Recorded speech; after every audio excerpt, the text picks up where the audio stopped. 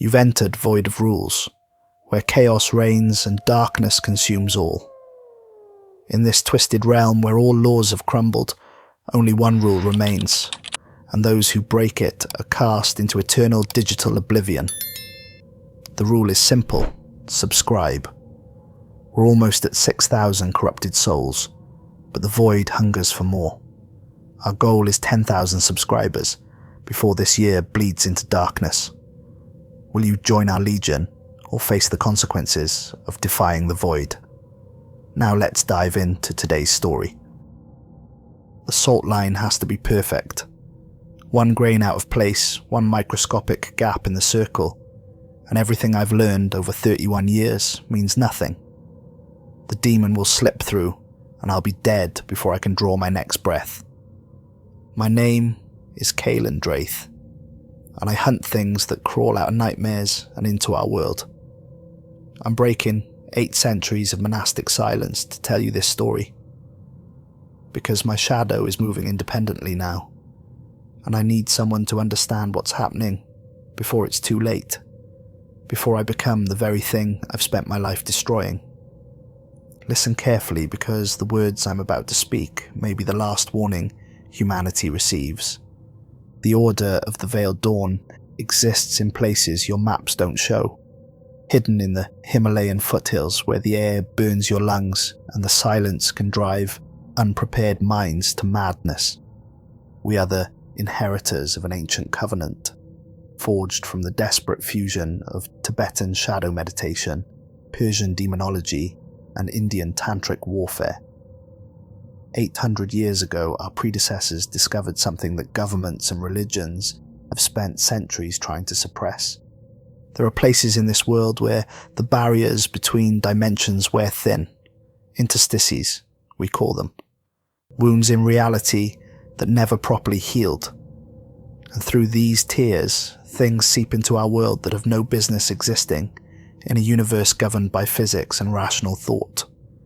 The monastery found me when I was 7 years old, 3 days after a demon tore through my village in the Nepalese highlands like a living earthquake. 34 people lived in that settlement, tucked into a valley so remote we measured distance in days of walking rather than miles. When the rescue teams finally reached us, I was the only survivor, found curled in the ruins of our house with my family's blood still warm on my clothes and my mind fractured like broken glass. I can still remember the smell, copper and sulfur, and something else that made my teeth ache and my vision blur. The creature had moved through our village like a force of nature, leaving behind arrangements of bones that hurt to look at directly and symbols carved into stone that seemed to writhe when observed peripherally. The monks said I had the sight, that surviving direct contact with a demon at such a young age had opened pathways in my consciousness that most humans keep mercifully closed. I called them nightmares that followed me into the waking world, whispers in languages that predated human speech, and shadows that moved when no light source could explain their motion.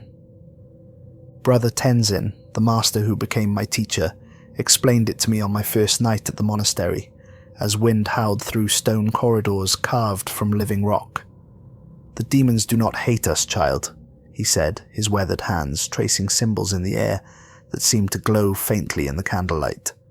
"Hatred requires understanding, and they understand us no more than a flood understands the village it destroys. They are hunger given form, void-seeking substance. We are simply obstacles to their feeding." The training began immediately. Physical conditioning in courtyards where the air was so thin that running 50 yards left you gasping and dizzy. Combat forms that looked like dance but could snap bones or stop hearts with precisely applied pressure. Languages both living and dead, because demons respond to words of power, regardless of whether anyone still speaks them in the modern world.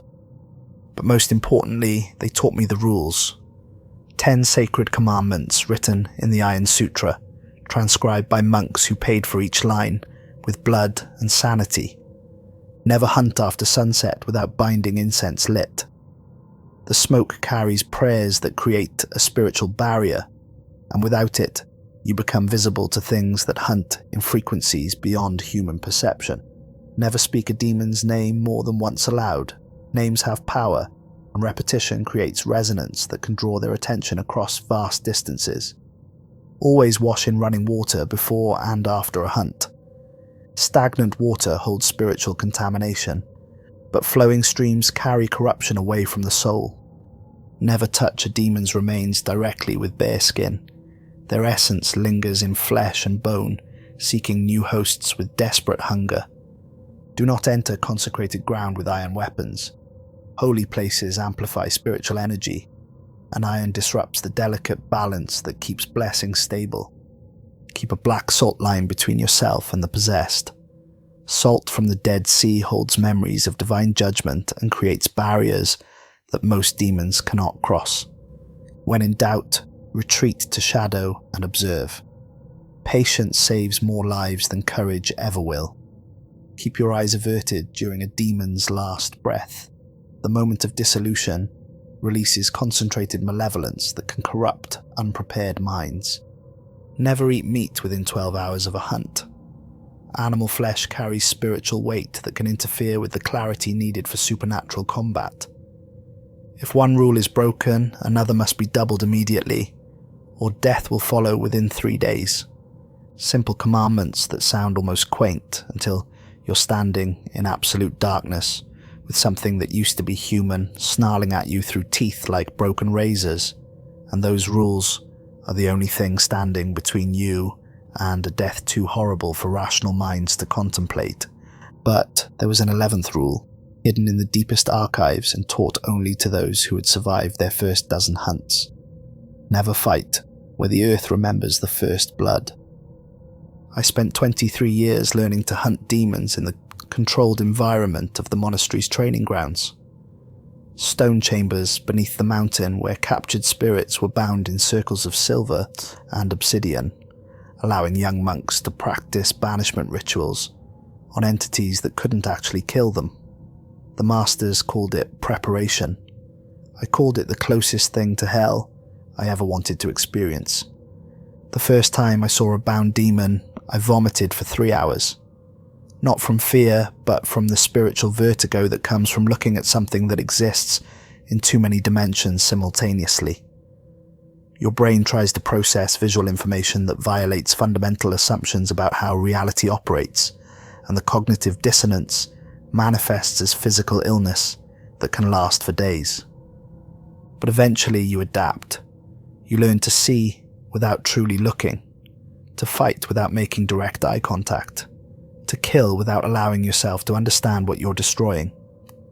The mind builds protective barriers around experiences that would otherwise shatter your sanity, creating compartments where horror can be contained and processed in manageable doses. My first real hunt came when I was 30 years old, dispatched to investigate reports of disappearances in a logging camp in northern Myanmar. 7 men had vanished over 6 weeks, their bodies found days later in the forest, drained of blood and arranged in patterns that hurt to look at directly. The local authorities blamed wild animals, but the bite marks were too precise, too deliberately placed. I found the demon in a cave system that the loggers had accidentally opened while blasting a new road through the mountainside. It was ancient, possibly pre-human, with skin like wet leather stretched over bones that belonged in paleontology museums.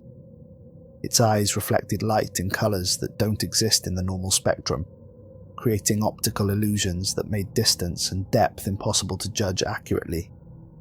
The battle lasted 4 hours in absolute darkness, fighting an enemy I could only locate through sound and the electromagnetic distortions that powerful demons create in their immediate vicinity.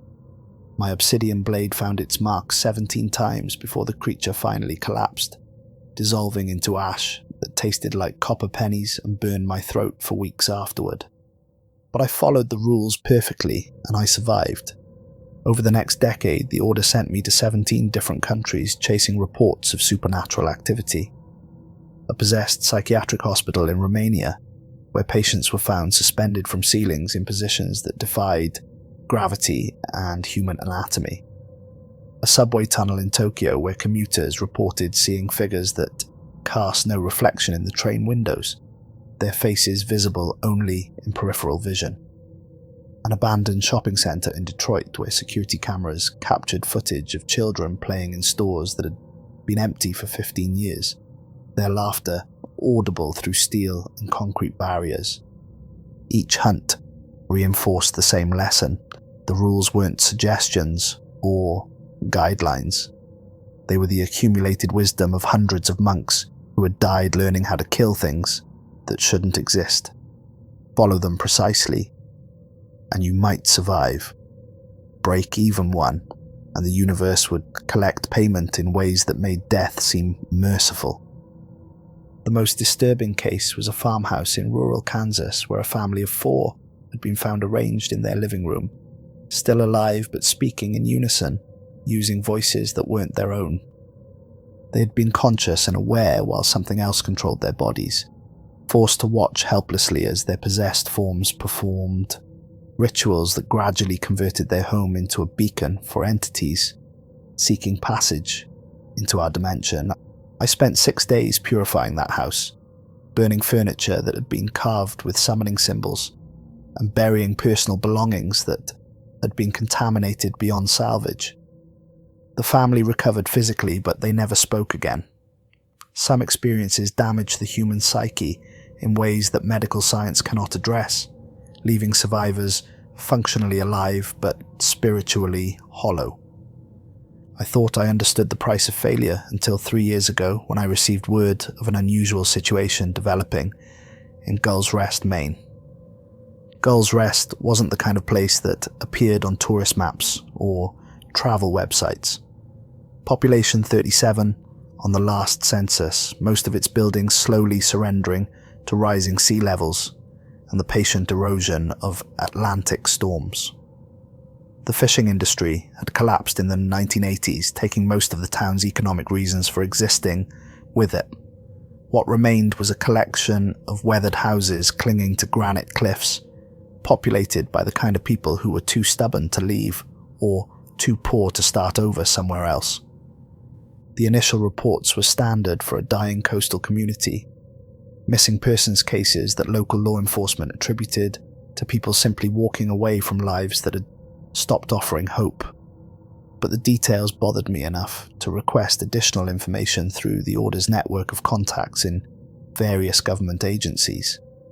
6 people had disappeared over 5 weeks. 3 adults, 2 teenagers, and a 12-year-old girl named Emma Thornton, whose bicycle was found by the loading dock of the abandoned Fortuna Sardine Cannery, its wheels still spinning when the search party discovered it. The missing persons had nothing obvious in common, except their proximity to the old industrial district, where the cannery dominated the waterfront like a corpse. But what convinced me to take the assignment were the witness statements buried in police files that would never see public attention. Multiple residents reported a black fog rising from the cannery at night, thick enough to obscure streetlights and accompanied by sounds that one witness described as children crying underwater. Others mentioned waking from nightmares about something they called the one below, a presence that lived beneath the old processing floors and counted the souls of everyone who entered its territory. More disturbing were the electronic anomalies. Digital clocks throughout the town had begun displaying times that didn't correspond to any recognized system, showing sequences of numbers that followed mathematical progressions found only in medieval demonology texts. Cell phones captured phantom signals, broadcasting messages in dead languages, and security cameras recorded footage of empty streets where shadows moved independently of any visible light source. I arrived in Gull's Rest on a grey October morning when fog hung so thick off the harbour that visibility dropped to maybe 10 feet in any direction. The town reeked of rotting seaweed, rusted metal, and something else that made my sinuses burn and my teeth ache. Fear has a smell, and this place was saturated with it, but underneath the obvious odours was something else, something that made my trained senses recoil in recognition. The electromagnetic signature of a major interstice, a wound in reality so severe that it was affecting local weather patterns and disrupting electronic equipment for miles in every direction. The Fortuna Sardine Cannery sat on the waterfront like a monument to industrial decay, its windows broken and its loading docks slowly being reclaimed by barnacles and seaweed. But as I approached the building, my skin began to crawl with familiar sensations. The air pressure felt wrong, as if the atmosphere was being compressed by invisible weight. Temperature fluctuations created microclimates of cold that had nothing to do with weather patterns. Most telling of all, my shadow fell at an angle that didn't match the sun's position, bending toward the cannery as if drawn by magnetic force. This place was an interstice, a wound in reality that had been festering for decades. I found the town's historical society housed in the basement of an abandoned church, presided over by Mrs. Eleanor Caldwell, an 83-year-old woman whose family had lived in Gull's Rest since the 1790s. Her hands shook with palsy as she led me through file cabinets filled with shipping records, newspaper clippings, and personal journals that documented 3 centuries of maritime history. "Every 13 years," she whispered, her voice barely audible over the sound of rain drumming against basement windows, just like clockwork, ever since they built that cursed place. The old-timers called them bone devils, said they rose from the harbour when the moon went dark. She showed me shipping logs from 1782, pages yellowed with age but still legible, describing encounters with armoured devils that walked upright like men, but possessed the hunger of starving beasts. The creatures had eyes like black mirrors, and hides of segmented bone that clicked together as they moved. Ships that strayed too close to shore during harvest season were found days later, their crews missing, and their holds filled with symbols carved into the wood that made experienced sailors refuse to look directly at them. But Mrs. Caldwell's most disturbing revelation came from a leather-bound journal written by her great-great-grandfather, a whaler named Josiah Caldwell, who had witnessed the cannery's construction in 1847. According to his account, the builders had discovered human remains while excavating the foundation. Not random burials, but evidence of a massacre that had been deliberately concealed. "The ground remembers blood," she said, tracing arthritic fingers over faded ink. "Especially innocent blood spilled through betrayal." I spent the rest of the day in the basement, cross-referencing Josiah's journal with historical records from the Maine State Archives. The picture that emerged made my blood run cold. The cannery had been built directly over the site of a 1675 atrocity, where colonial militia had invited 37 Wabanaki negotiators to peace talks under a flag of truce, then slaughtered them all while they slept. The earth had been poisoned by betrayal and innocent blood, creating what the Iron Sutra described as cursed ground, where demons gained triple strength and spiritual barriers became permeable as paper. Worse yet, the cannery's industrial operations had disturbed the burial site for over a century, grinding bones and sacred artifacts into foundation concrete and processing equipment. But the true horror lay in the architectural plans I discovered in the Historical Society's deepest archives. The cannery hadn't been positioned over the massacre site by accident. The original architect, a man named Cornelius Blackthorne, had deliberately oriented the building to maximize spiritual contamination, incorporating geometric patterns into the foundation that matched summoning circles described in forbidden texts. Blackthorne had been a member of an occult society that believed demons could be bargained with, controlled, and used as tools for accumulating worldly power. They had built the cannery as a permanent interstice, a gateway that would allow them to negotiate with entities from other dimensions while maintaining the upper hand through careful preparation and spiritual defenses. They had been wrong about maintaining control.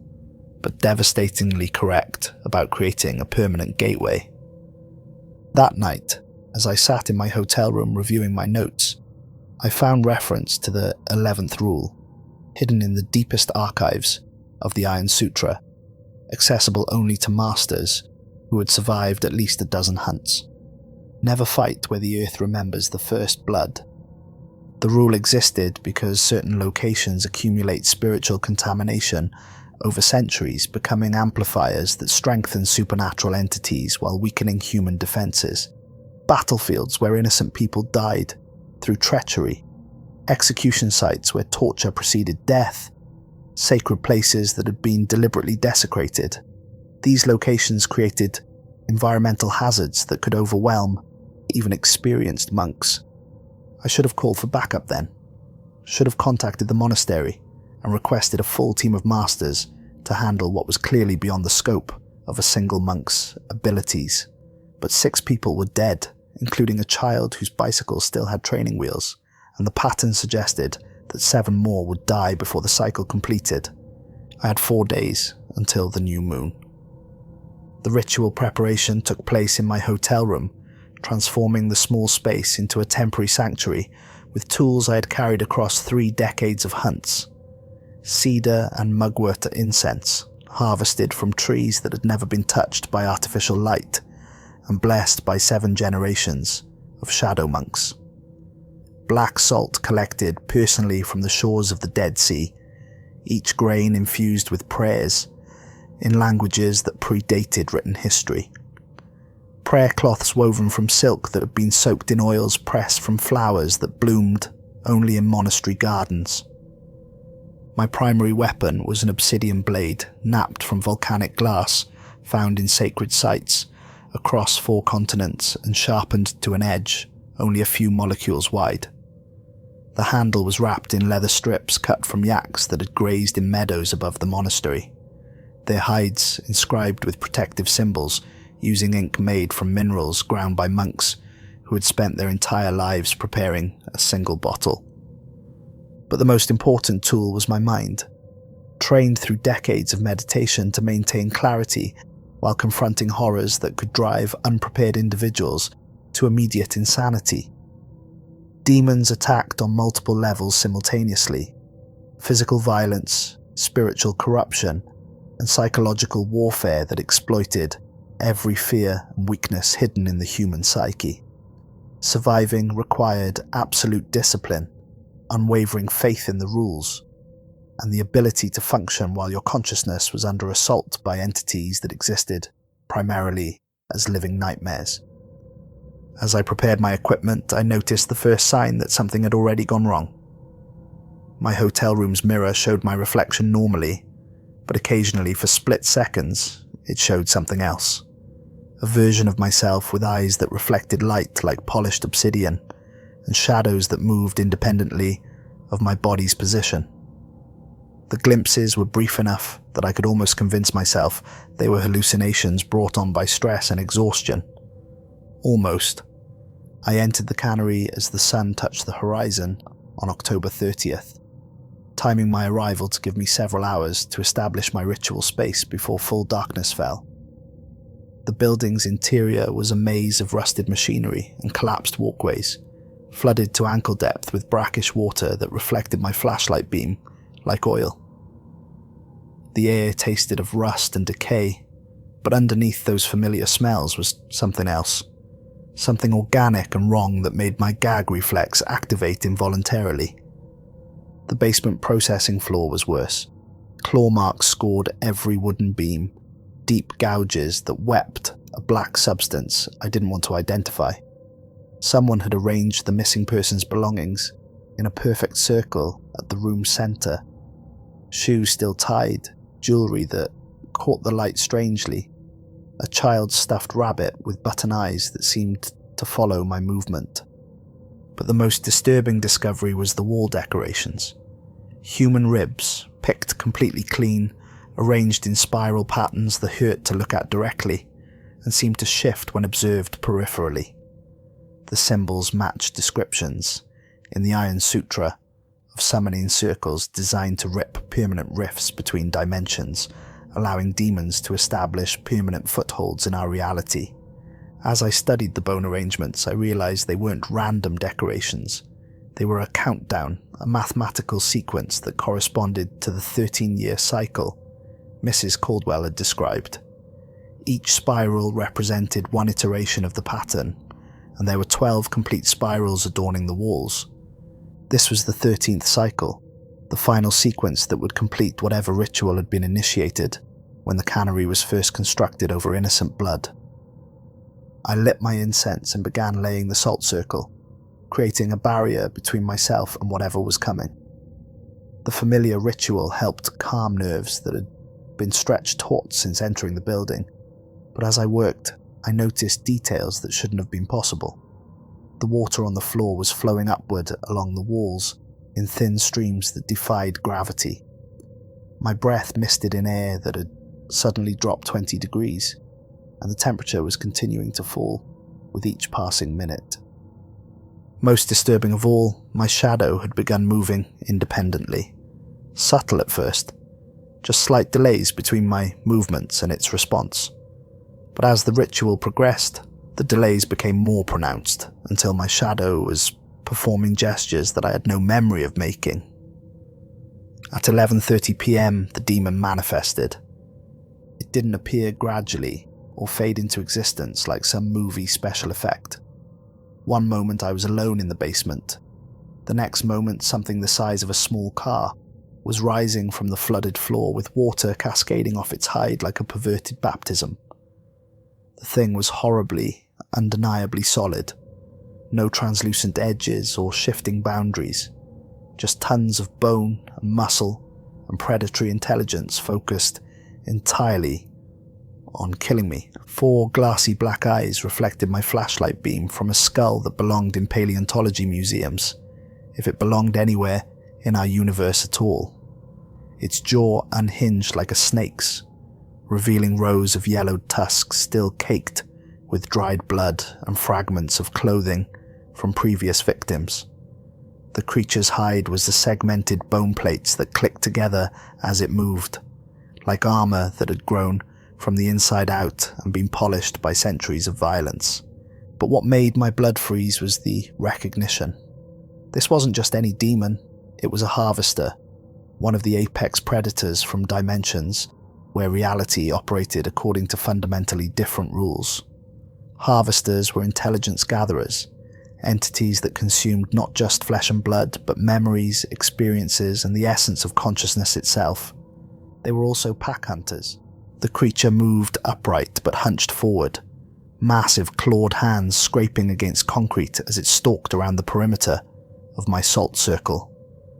When it breathed, the sound was wet and laboured, like someone drowning in reverse, and I could smell its exhalations, copper and sulphur, and the sweet corruption of things that had been dead for too long. "Shadow monk," it spoke, its voice like grinding stone. "You taste of the monastery gardens. Your masters send children to hunt gods." I maintained my defensive stance, obsidian blade reflecting candlelight like captured starfire. "I've killed your kind before." "Have you?" The creature's laugh was like breaking glass. "You have killed scouts perhaps, scavengers that feed on scraps. But I am a harvester, and you are standing where innocent blood was spilled through betrayal. Here your rules have no power." The demon spent 10 minutes testing my defenses, probing for weaknesses in the salt barrier with intelligence that was disturbingly human-like. It never took its eyes off mine, and I could feel it trying to invade my thoughts, searching for fears and doubts it could amplify into weapons. The incense smoke made it flinch and recoil, but it didn't retreat. Instead, it began making sounds that might have been laughter, if laughter could carry the weight of damnation. "Your shadow knows me," it whispered, and I realized with horror that my shadow was, indeed, reaching toward the creature, stretching across my salt circle as if greeting an old friend. "Your shadow remembers what it was before you caged it with flesh and foolish vows." When it finally attacked, the speed was shocking. Something that massive shouldn't have been able to move like liquid lightning, but one moment it was across the room, and the next it was slamming against my salt barrier with enough force to crack the concrete floor. The line held, but I could see grains of salt scattering from the impact points, creating microscopic gaps that the creature immediately began trying to exploit. I raised my obsidian blade and began the banishment ritual, words in a language older than recorded civilization flowing from my lips like water from a broken dam. The demon recoiled as if struck, its bone plates rattling like dice in a cup. But as I stepped forward to press the advantage, my foot caught on a piece of broken concrete. I stumbled, fighting for balance, and the blade swung wide in an uncontrolled arc that opened the creature's throat in a spray of acidic black blood. It screamed, a sound like tearing metal and dying children, and collapsed in a heap of twitching bone and flesh that began dissolving into ash and oily residue. But as I watched the creature die, I realized my mistake too late. The harvester's blood hadn't splashed randomly. It had formed patterns on the floor that matched the bone spirals on the walls, completing a geometric sequence that had been incomplete for over a century. The 13th cycle wasn't about killing 13 victims. It was about spilling the blood of 13 different species in a specific pattern, with human blood providing the foundation and demon blood serving as the catalyst that would rip open a permanent rift between dimensions. I had just completed the ritual that the cannery's builders had spent a century and a half preparing. As the realization hit me, the harvester's acidic blood splashed across my bare hand before I could pull away. The pain was immediate and excruciating, like concentrated sulfuric acid eating through skin and muscle and bone. But far worse than the physical agony was the voice that began whispering in the back of my skull, guttural words in a language that seemed to bypass my ears entirely and speak directly to the primitive parts of my brain that still remembered when humans were prey animals. I had broken Rule 4, never touch a demon's remains directly with bare skin, but I had also done something far worse. I had provided the final component needed to open a permanent interstice, a gateway that would allow unlimited numbers of demons to pour into our reality without the energy expenditure normally required for dimensional travel. The floor beneath my feet began to crack, revealing glimpses of spaces that existed in too many dimensions simultaneously. Through the gaps, I could see movement, shapes that violated geometry and colors that had no names in human language. The permanent rift was opening, and nothing in the Order's arsenal could close it once the process reached completion. I had perhaps 3 minutes before the gateway stabilized and began disgorging entities that would view Earth as an all-you-can-eat buffet, stocked with 7 billion helpless meals. There was only one option left, and it violated every principle the Order had taught me about self-preservation and acceptable casualties. I could temporarily destabilize the rift by feeding it something it wasn't designed to process.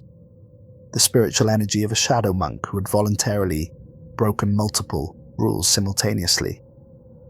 The doctrine of rule doubling existed because minor contamination could be cleansed through increased adherence to other commandments, but major violations created cascade failures that consumed the violator's spiritual essence, converting human consciousness into raw energy that demons could neither digest nor control. If I deliberately broke multiple rules at once while standing directly over the rift, the resulting spiritual explosion would disrupt the gateway's formation and seal it permanently. The process would also destroy me completely, erasing every trace of my existence from both the physical and spiritual planes. But it would save 7 billion people from becoming livestock for entities that viewed human suffering as a renewable resource. I began breaking rules with systematic precision. I spoke the demon's true name aloud 17 times, creating resonance patterns that summoned every harvester within 1,000 miles.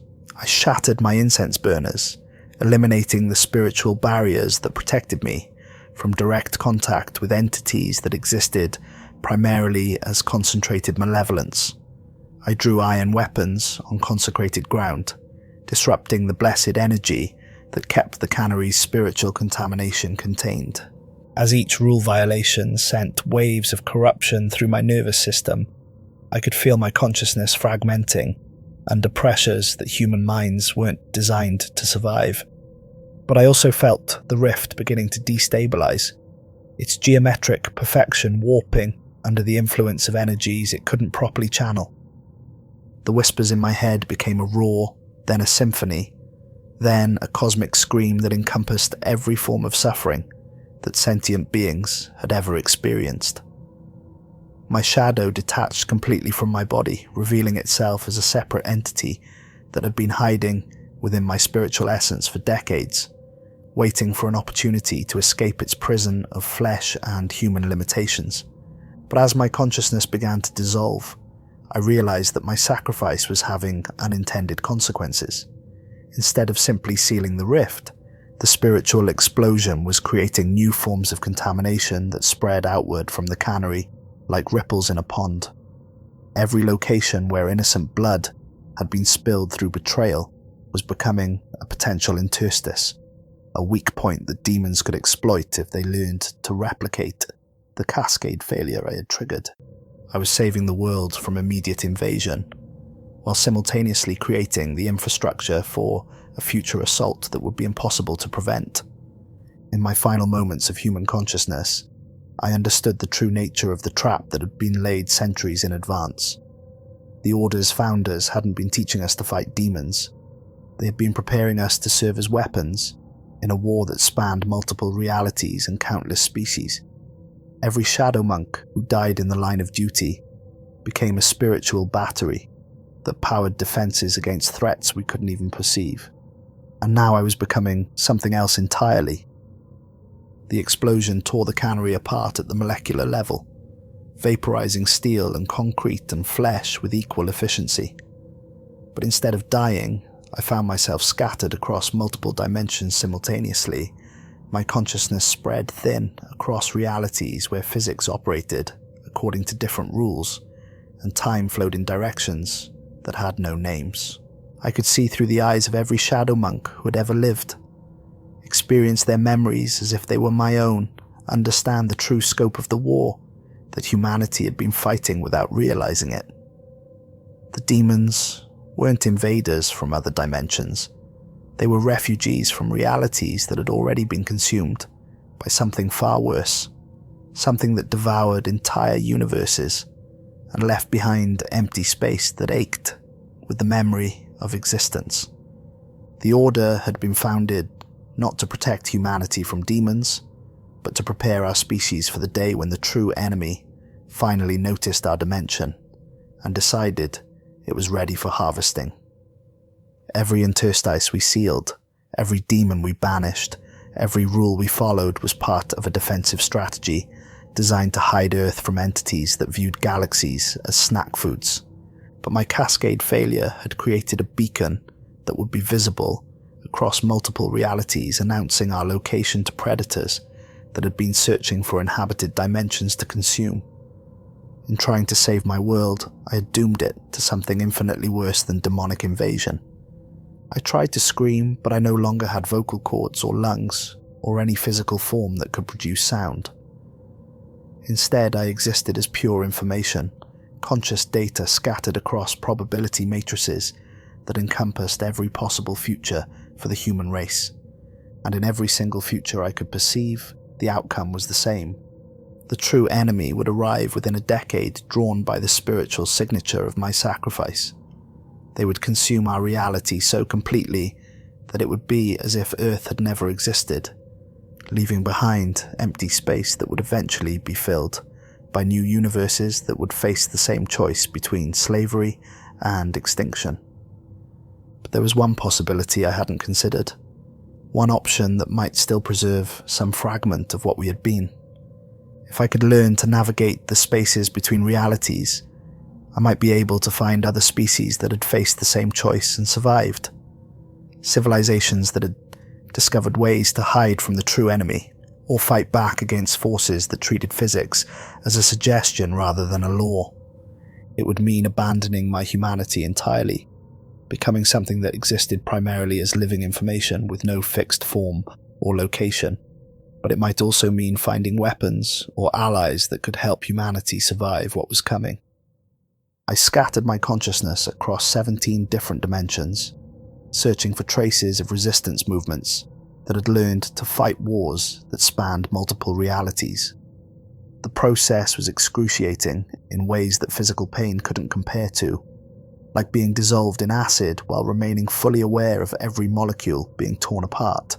But I found them, species that had learned to exist as living data, civilizations that had weaponized information itself, and coalitions of refugees from consumed realities who had banded together to fight an enemy that viewed existence as a buffet. They called themselves the Scattered, and they had been fighting this war for longer than our universe had existed. The Scattered welcomed me into their ranks, teaching me to weaponize my consciousness and fight battles that took place in spaces where cause and effect operated according to alien logic. I learned to exist as pure thought, to travel between realities by following patterns carved into the fabric of existence itself, and to strike at enemies that had no physical form, but could manipulate matter through will alone. The training took subjective centuries, but occurred outside normal time, allowing me to gain millions of years of experience while only minutes passed in our dimension. When I finally returned to Earth's reality, I brought with me weapons and knowledge that the Order had never dreamed of possessing. But I also brought something else. Fragments of the true enemy's attention. Traces of the cosmic predator that had been searching for our dimension since my cascade failure had announced our location. They were coming, and they were hungry. I materialized in the ruins of the Fortuna Sardine Cannery, 3 days after my sacrifice, my consciousness reassembling itself from scattered data into something that resembled human form, but operated according to entirely different principles. The physical world looked strange to eyes that had learned to perceive reality as malleable information, and I had to consciously remind myself to interact with matter instead of simply rewriting its underlying code. Mrs. Caldwell was waiting for me in the basement, somehow unsurprised by my return from apparent death. She had been tending a small shrine built from the debris of my sacrifice, keeping vigil over the place where I had unmade myself in order to save a world that didn't know it needed saving. "How long?" I asked, testing vocal cords that felt like borrowed equipment. 3 days, she replied, her voice steady, despite the impossibility of what she was witnessing. "The whole town felt it when whatever you did happened. Every electronic device for 50 miles stopped working for exactly 13 minutes, and then they all started up again showing the correct time, even though nobody reset them." I nodded, understanding now that my cascade failure had created temporal disruptions that would take decades to fully stabilize. Time itself had been wounded by the spiritual explosion, creating chronological weak points that the enemy would be able to exploit when they finally arrived.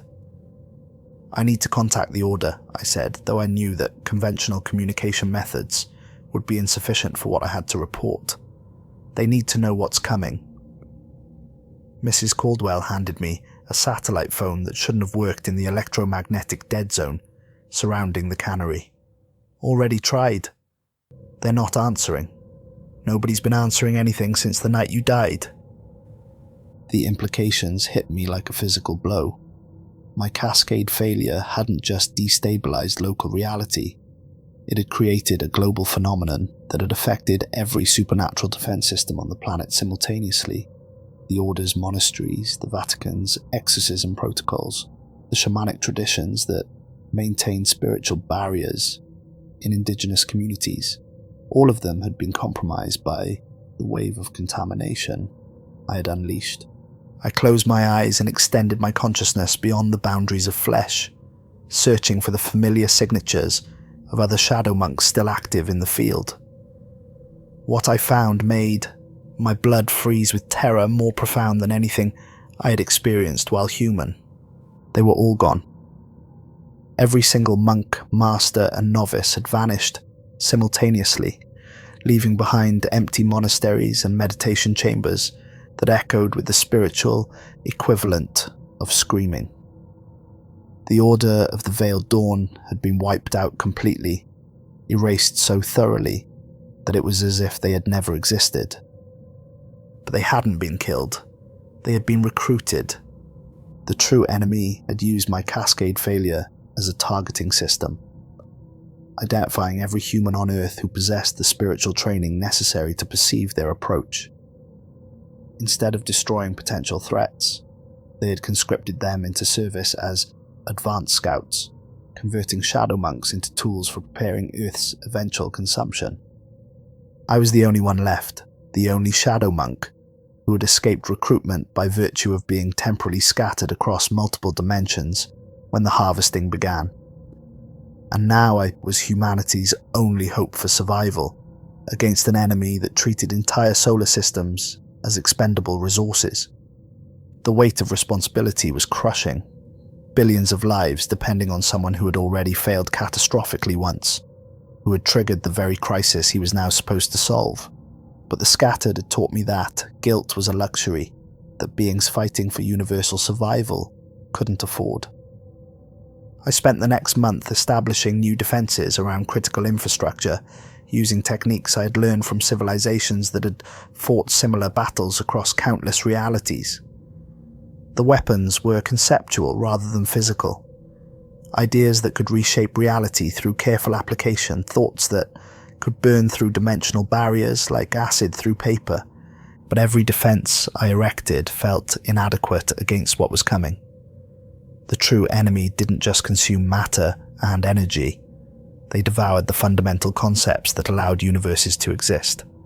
Causality, logic, the relationship between space and time, all of it was food to entities that existed beyond the boundaries of rational thought. I tried to contact other governments, other organizations that might have the resources to mount a coordinated defense. But my cascade failure had created a global amnesia effect that made it impossible for unprotected minds to retain memories of supernatural phenomena for more than a few minutes.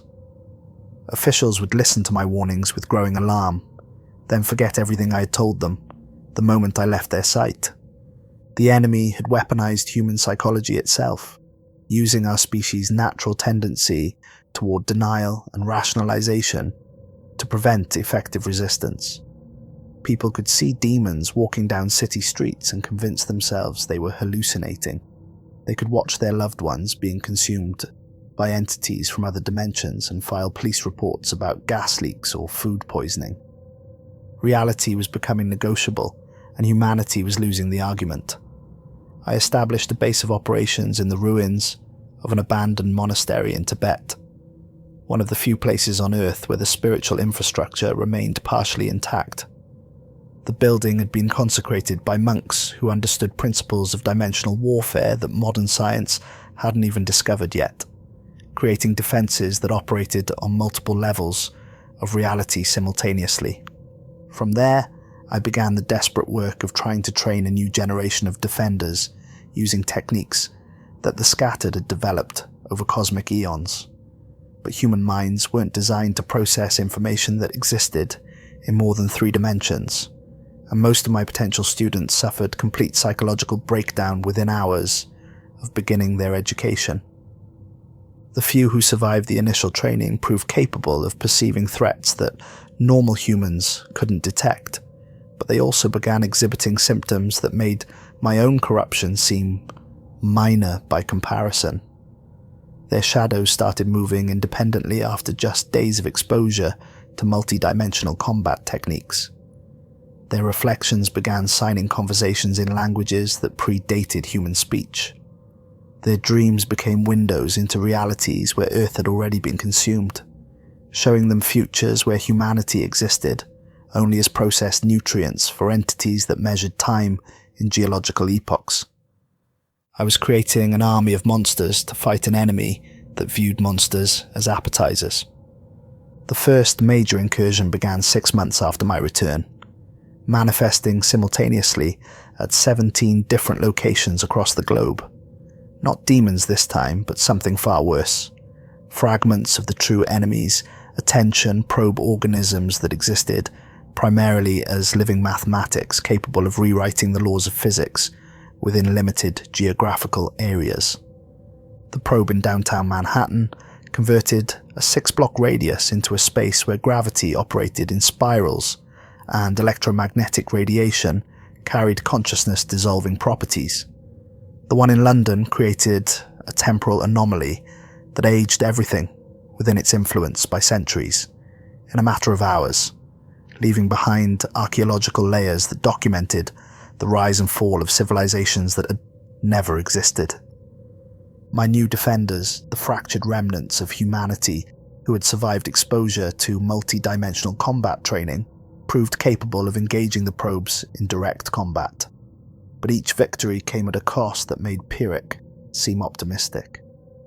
Stopping a single probe required the complete sacrifice of at least 3 defenders, who had to unmake themselves at the quantum level to disrupt the probe's coherence patterns.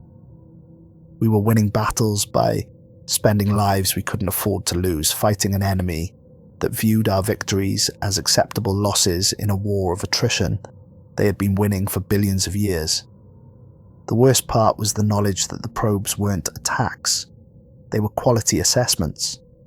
The true enemy was testing Earth's defenses, measuring our capacity for resistance, and calculating the most efficient methods for planetary consumption. Every probe we destroyed provided them with data about human capabilities and psychological breaking points. We were fighting a war where victory was indistinguishable from providing intelligence to the enemy. I began to understand why so many civilizations had chosen slavery over extinction. The true enemy offered a bargain that seemed almost reasonable compared to complete obliteration. Serve as willing livestock, and your species would be preserved in comfortable captivity until the universe ended. Resist and be erased so completely that even the memory of your existence would be consumed. But the Scattered had shown me examples of species that had found a third option, civilizations that had learned to exist in the spaces between realities where the true enemy couldn't easily follow. It was possible to survive through strategic retreat, abandoning physical existence entirely in favor of becoming pure information that could hide in the quantum foam that underlay all reality. The process required the voluntary dissolution of everything that made a species recognizably itself. Culture, history, individual identity, even the concept of linear time, all of it had to be sacrificed in order to become something small enough and flexible enough to slip through the cracks in existence. Humanity would survive, but humans wouldn't. As the incursions intensified and my defenders dwindled, I began preparing for the ultimate evacuation. Using techniques learned from the Scattered, I started converting human consciousness into data that could be stored in quantum probability matrices, preserving the essential patterns that defined individual minds while discarding the biological hardware that made us vulnerable to physical destruction. The process was voluntary, but it required subjects to remain conscious throughout their own dissolution, experiencing every moment of the transition from flesh to pure information. Most volunteers lost their sanity before the conversion completed, leaving behind scrambled data that resembled screaming more than coherent thought. But some succeeded, becoming the first members of a new form of post-human existence that could navigate realities where matter was optional and consciousness operated according to entirely different rules. They were no longer recognizably human, but they retained enough of their original personalities to serve as ambassadors between our species and the alien mathematics that governed multi-dimensional existence. The true enemy's main force arrived on a Tuesday in March, manifesting as a disruption in space-time that was visible from the International Space Station but couldn't be detected by any Earth-based instruments. Reality simply stopped in a spherical region approximately the size of Texas, creating a dead zone where cause and effect ceased to function according to comprehensible principles. Within hours, the dead zone began expanding at the speed of light, consuming everything in its path and converting matter into forms of energy that followed alien physics. The military's attempts to strike at the phenomenon resulted in their weapons being absorbed and converted into tools that served the enemy's purposes instead of human ones. I led the final evacuation from my monastery base using probability matrices that existed in the gaps between seconds to transport the last few thousand converted human consciousnesses into spaces where the true enemy couldn't follow. The process required me to sacrifice my own cohesion, spreading my awareness across multiple realities simultaneously to create a bridge that others could cross. As Earth died behind us, consumed by entities that viewed planetary extinction as a routine harvesting operation, I watched the last traces of human civilization being processed into nutrients that would sustain the true enemy's expansion into other dimensions. 7 billion people became fuel for organisms that measured their lifespans in cosmic epochs, their dreams and memories converted into energy that powered searches for new realities to consume. But humanity survived, even if humans didn't. We exist now as living information, consciousness without form, traveling between realities and helping other species prepare for their own eventual encounters with the true enemy. We have become part of the scattered, refugees from consumed realities who fight a war that spans multiple universes and countless forms of existence. The rules that once kept me alive as a shadow monk have been replaced by new principles that govern existence as pure thought. We follow protocols that prevent us from becoming too coherent, too noticeable, too present in any single reality for long enough to attract unwanted attention.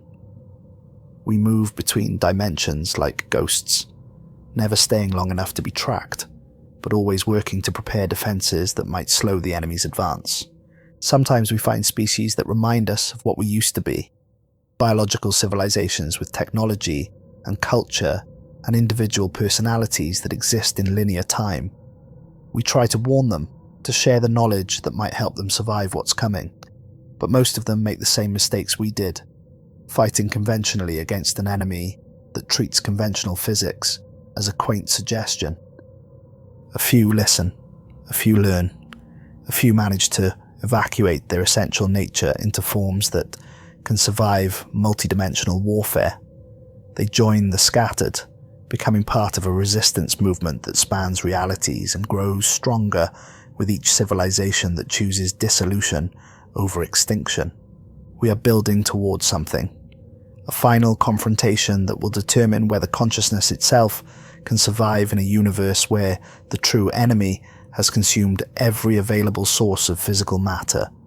The mathematics suggest that the war will reach its climax when entropy reaches maximum and the universe begins its final collapse into nothingness. We will meet the true enemy in the spaces between dying realities, fighting with weapons made of pure thought for the right to exist in whatever comes after this universe ends.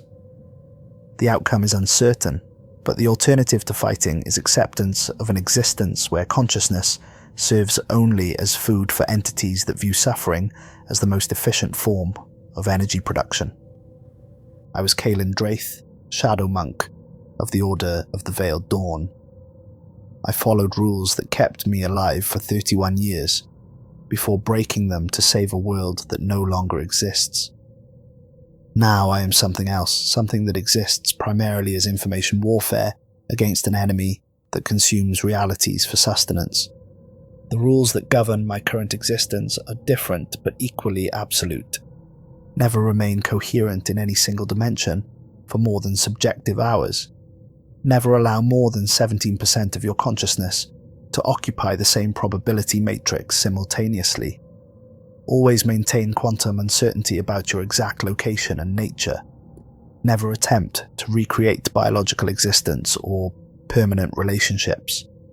Keep essential memories distributed across multiple realities to prevent total loss. When fighting entities that exist beyond conventional physics, victory and defeat become meaningless concepts. These new rules keep me functional in a war that spans dimensions and epochs, but they cannot keep me human. That part of my existence ended when I chose to save 7 billion people by destroying the world they lived in. I'm telling you this story because somewhere in the quantum foam that underlies reality, there are still echoes of the Earth that was. Fragments of human consciousness that escaped the final consumption. Memories that exist in the spaces between thoughts. Dreams that continue to dream themselves in realities where time flows backwards. If you are reading this, then some part of humanity still exists in a form that can process linear, narrative, and sequential information. That means there is still hope, still a possibility that consciousness can find ways to preserve itself against enemies that view existence as a resource to be managed and consumed. Learn the rules, follow them perfectly.